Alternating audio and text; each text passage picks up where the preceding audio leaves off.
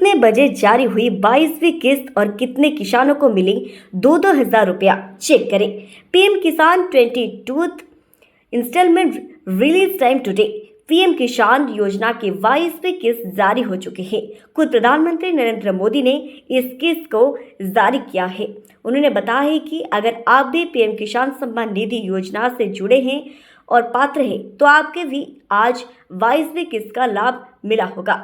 दरअसल आज यानी 13 मार्च 2026 का दिन किसानों के लिए काफी अच्छा रहेगा, और क्योंकि केंद्र सरकार आज 22वीं किस्त जारी कर दी। किसानों को इस किस्त का बेसब्री से इंतजार था। पहले चर्चा थी कि 22वीं किस्त फरवरी में जारी होगी, लेकिन ऐसा नहीं हुआ। हालांकि अब ये किस्त आज यानी 13 मार्च को जारी कर दी गई। प्रधानमंत्री नरेंद्र मोदी द्वारा इस 22वीं किस्त को लाभार्थियों के बैंक खाते में हस्तांतरित किया गया। सरकार का बड़ा आदेश, पीएनजी ग्राहकों को नहीं की जाएगी घरेलू एलपीजी सिलेंडर की आपूर्ति। पेट्रोलियम मंत्रालय ने एक आदेश में कहा है कि PNG fried natural gas collections वाले लोगों को एलपीजी सिलेंडर की आपूर्ति नहीं की जाएगी।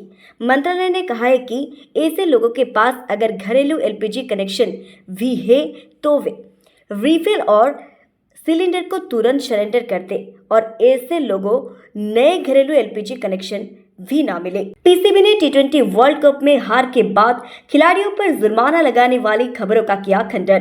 पाकिस्तान क्रिकेट बोर्ड पीसीबी ने टी20 विश्व कप 2026 में हारने के लिए अपने खिलाड़ियों पर 16-16 लाख जुर्माना लगाए जाने वाली खबरों का खंडन किया है।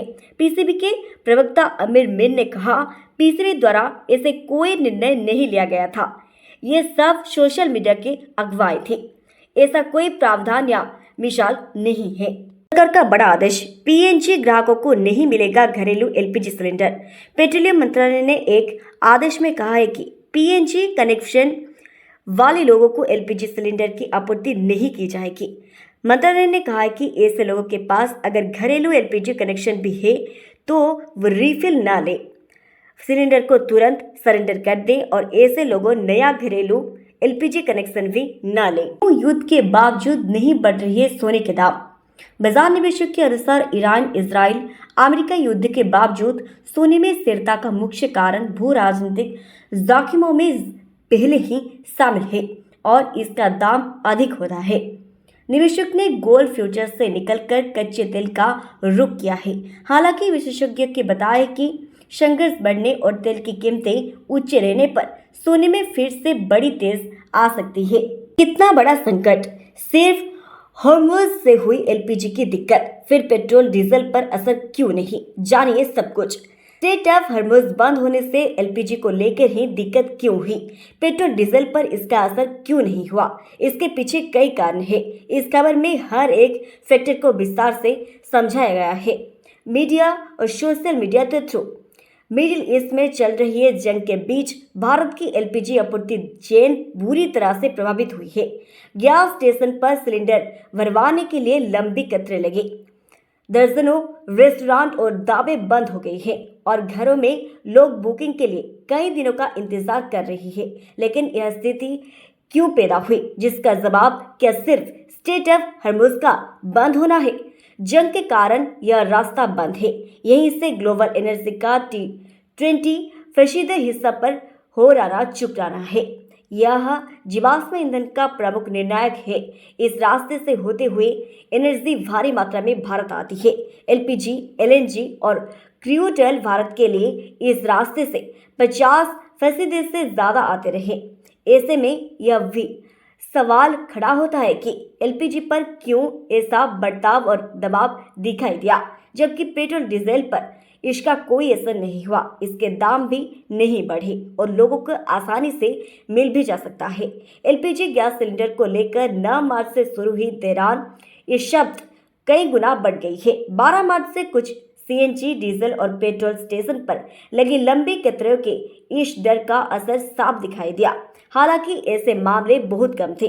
सरकार का कहना है कि पेट्रोलियम ईंधन की पर्याप्त आपूर्ति है, जिससे रिफाइन करके पेट्रोल और डीजल बनाया जाता है। पाकिस्तान की राजधानी इस्लामाबाद में सुरक्षा एजेंसियों ने विस्फोटक से भरे 2 ड्रोन मारे गिरे। मीडिया रिपोर्ट्स के मुताबिक एक ड्रोन फैजाबाद इलाके में फंस गिरा, जबकि दूसरा 9 सेक्टर में गिर गया था, जिससे इससे पहले अफगानिस्तान के रक्षा मंत्रालय ने दावा की कि अफगान पर यह हमला दूसरी बार हो चुका है। फतुराबाद के कोहट क्षेत्र में यह शख्स हुई। इससे पहले अफगानिस्तान के रक्षा मंत्रालय ने दावा है कि पाकिस्तान और अफगानिस्तान वायुसेना के पाकिस्तान के खैबर पख्तूनख्वा के कोहट क्षेत्र में सैन्य ठिकानों को निशाना बना। दरअसल पाकिस्तान ने गुरुवार रात अफगानिस्तान की राजधानी काबुल और करदार में हवाई हमले किए थे। तालिबान अधिकारियों के मुताबिक इन हमलों में 6 लोगों की मौत और 15 लोग घायल हुए।